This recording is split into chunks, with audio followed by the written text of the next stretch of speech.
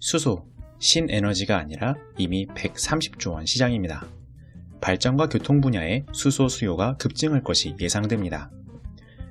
화석연료를 태워서 만든 그레이 수소가 현재 대부분인데 전기를 전해조에 집어넣어서 만든 그린 수소가 급증할 예정입니다. 1kW짜리 전해조의 기준 설치비는 100만원이고 24시간 가동한다면 전기비는 킬로그램당 5,000원, 그리고 1년에 150kg의 수소를 만들 텐데 이것이 딱 수소차 한 대가 1년간 필요한 수소량이 되겠습니다. 해상으로 운송하는 국가 간 무역은 암모니아로 바꾸는 방식이 현재 가장 저렴하고 향후 액화수소를 만들어서 해상 또는 육상으로 만드는 가격의 저렴화가 기대되고 있습니다. 오늘은 제가 최근 흥미를 가진 주제를 정리해보고자 합니다. 친환경적으로 수소를 만들고 그것을 해상 무역하는 시대의 말입니다. 수소는 전기 생산, 열 생산의 연료이자 화학적 재료입니다. 이미 200년이 된 연소를 이용하는 내연기관, 즉 발전소의 터빈, 차량의 엔진 등도 수소를 넣어서 사용이 가능합니다. 연소, 즉 탄소의 배출을 하지 않기 위해서 내연기관 대신 최근에 각광받는 기계가 연료전지인 것이고 연료전지와 내연기관 둘 다 전기와 열을 만들기 때문에 전기도 열도 활용하려고 CHP 이렇게 부르고 있습니다. 화학적으로 대표적으로 비료 생산을 위한 암모니아 합성 그리고 철강 등이 있습니다. 철강 산업은 산업 분야 전체의 20%가량의 탄소를 배출하기 때문에 수소를 활용하려고 적극적입니다. 수소를 신에너지라 부르지만 실제로는 이미 100수십 년도 더 된 큰 산업입니다. 오른쪽을 보시면은 정유, 철강, 암모니아 생산, 열 생산, 메탄올 생산 순으로 이용되고 있는 것을 알 수 있습니다. 왼쪽을 보시면은 수소 생산만을 위한 데디케이티드 공장들이 있고 그리고 화학공정 등에서 만들어진 부생수소도 이만큼 있습니다. 하지만 역시 지적되는 것은 가스와 석탄으로부터 대부분이 생산된다는 것입니다. 전기를 이용한 수소 생산은 노란색, 굉장히 작고 그 전기 역시 100% 친환경은 아닙니다. 그리고 가운데를 보시면은 0.4메가톤, 0.1메가톤과 같이 탄소 배출을 포집하는 수소 생산은 매우 일부입니다. 현재 117메가톤 단위의 시장에서 사회 전 분야를 탈탄소화하면서 수소 수요가 급증할 텐데 2050년 기준 Weak Policy 최소 60% 성장, Strong Policy 최대 600%의 성장이 예상되는데 이는 연 1.6에서 6.2% 사이 성장이라는 뜻입니다. 12배 성장할 경우 사회 전 분야를 수소화하겠지만 물론 이런 일은 일어나지 않겠죠. 전체 비중 중에서 Strong Policy를 자세히 보시면 교통 분야와 발전 분야의 수소 수요가 크게 늘어날 것이 보입니다. 이제 수소의 생산 방식입니다. 탄화수소, 즉 탄소와 수소의 합쳐진 형태인 가스, 기름, 석탄, 바이오 등을 계질기 안에서 열을 넣어서 분해하는 방법이 현재 다수입니다. 이를 그레이 수소라고 하고 탄소를 포집한 아까의 그 0.4메가톤 매우 작은 양을 블루수소라고 합니다. 앞으로 가야 할 방향인 하단의 녹색들, 친환경적으로 수소를 만든 경우를 그린 수소라고 하며 친환경 전기를 전해조에 집어넣어서 물을 전기 분해한 방식이 현재 현실적입니다. 그 외에도 고온의 열로 직접 물 분자를 깨뜨리거나 인공적인 광합성을 만드는 방법도 있지만 이 옅은 색으로 쓴 글자들은 전부 경제성이나 대규모 상용화가 아직 먼 단계들입니다. 먼저 수소 생산의 설치비 또는 초기 비용 또는 카펙스. 현재 한국 및 서구는 킬로와트당 1000달러 정도이며 100만원이고 중국은 킬로와트당 250달러를 현재 만들어내고 있습니다.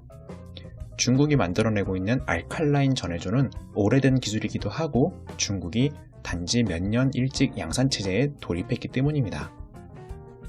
한국 및 서구도 본격적으로 전해조의 양산체제를 갖출 경우 2030년까지 반토막 이하로 가격이 떨어질 것이 예상됩니다. 킬로와트당 50만원이 된다는 거죠. 전해조는 24시간 전력이 투입될 경우 킬로와트당 연 150kg의 수소를 만듭니다.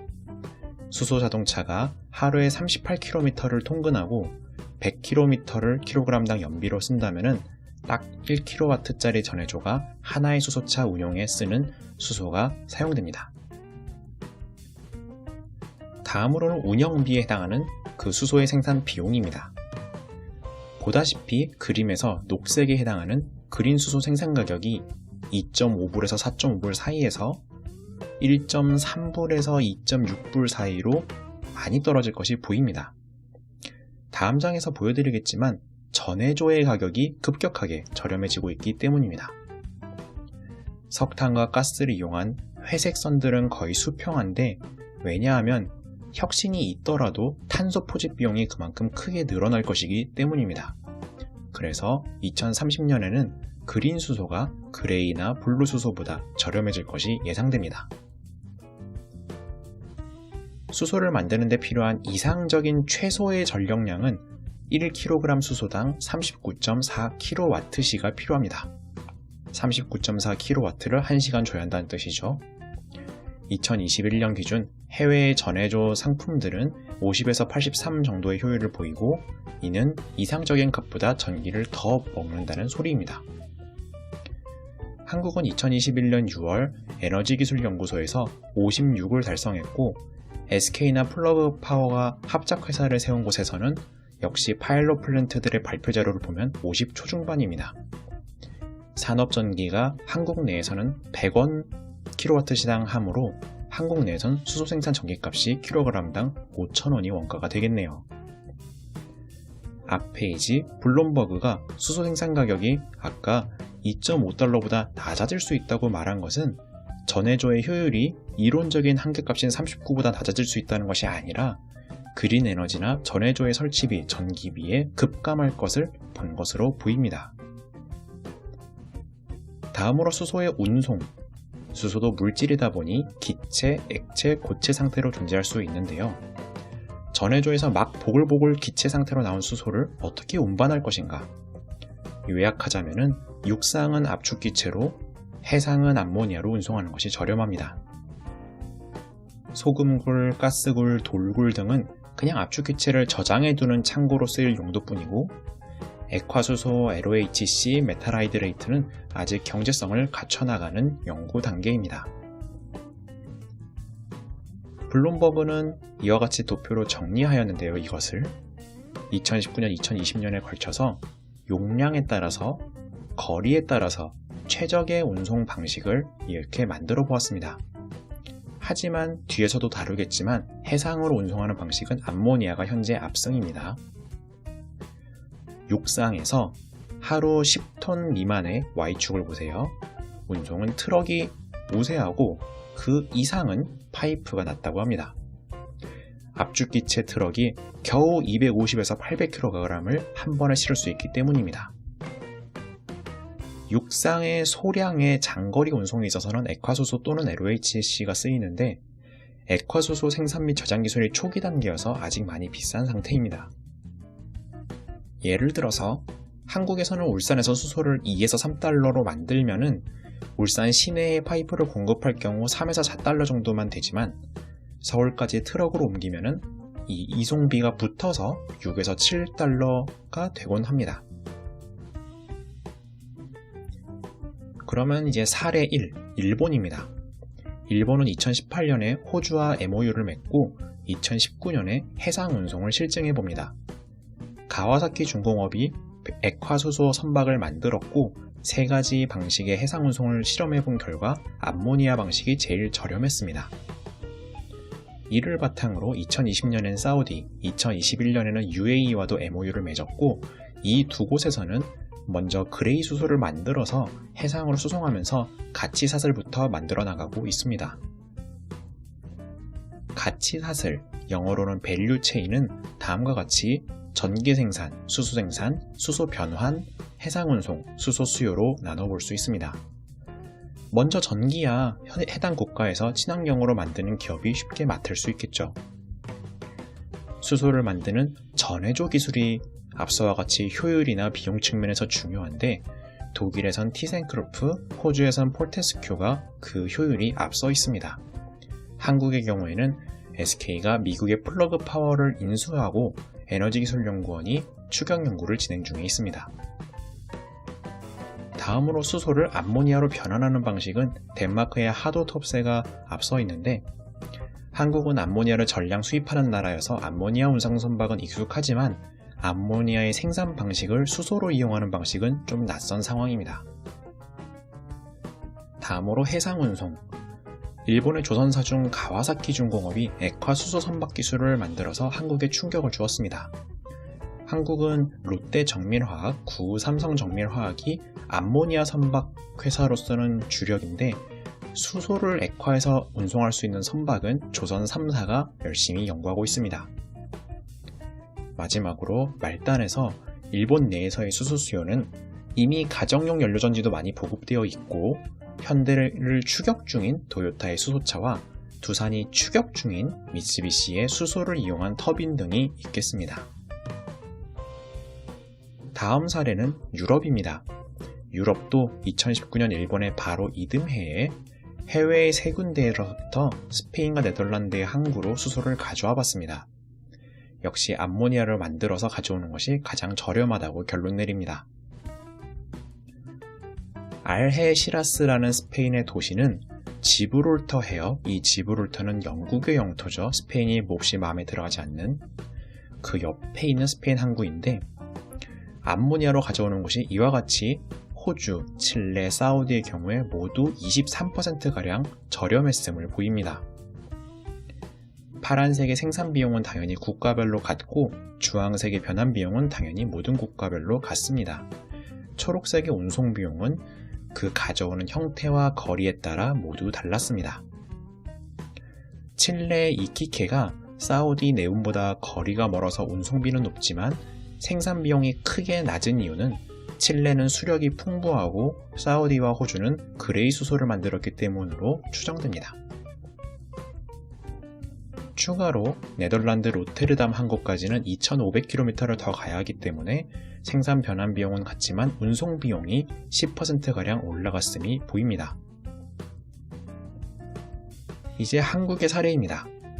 한국 내의 연료전지 기술들도 뛰어나지만 미국 주식 중에서 수소회사, 연료전지 회사라고 하면은 4가지를 들곤 합니다. BLDP, BE, 플러그, FCEL. 발라드와 플러그는 교통 중심의 연료전지, 블룸과 퓨얼셀은 발전 중심의 연료전지를 만들곤 합니다. 이 중 발라드와 블룸이 3년 내에 먼저 흑자로 전환이 될 것이 예상된다고 합니다. 하지만 이 중에서 SK는 플러그 파워를 인수하는데 전기로부터 수소를 생산할 수 있는 전해조 기술이 있었기 때문입니다. SK 플러그 파워는 뉴욕 서부에 2023년까지 그림과 같은 120MW급 수소 생산 기지, 즉 전해조를 만들기로 합니다. 전기는 친환경이 아니라 일단 그리드에서 끌어다 쓰기로 하고 연 18,000톤, 일 45톤가량의 수소를 만들 것이 예상됩니다.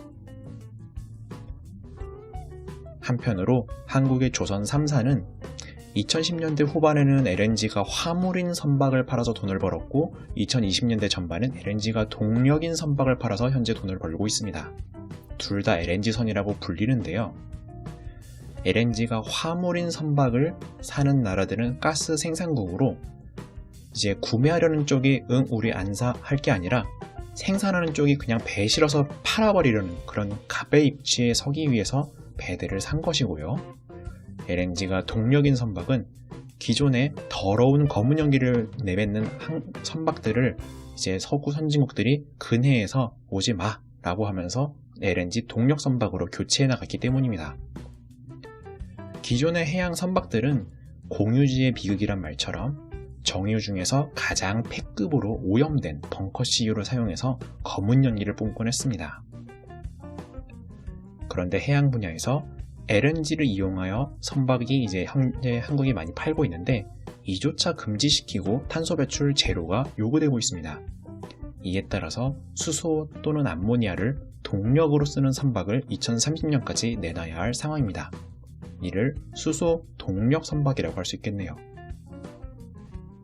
비슷하게 수소 연료전지를 이용한 기차나 트럭은 활발하지만 육상에서 파이프라인이 아닌 소량의 양을 운송할 때 철도와 트럭을 통해 운송을 하기 위한 화물열차, 화물트럭에 대한 연구도 각 연구소에서 진행 중에 있습니다. 이렇게 그린 수소 생산부터 국가 간 무역까지를 정리해 보았습니다. 감사합니다.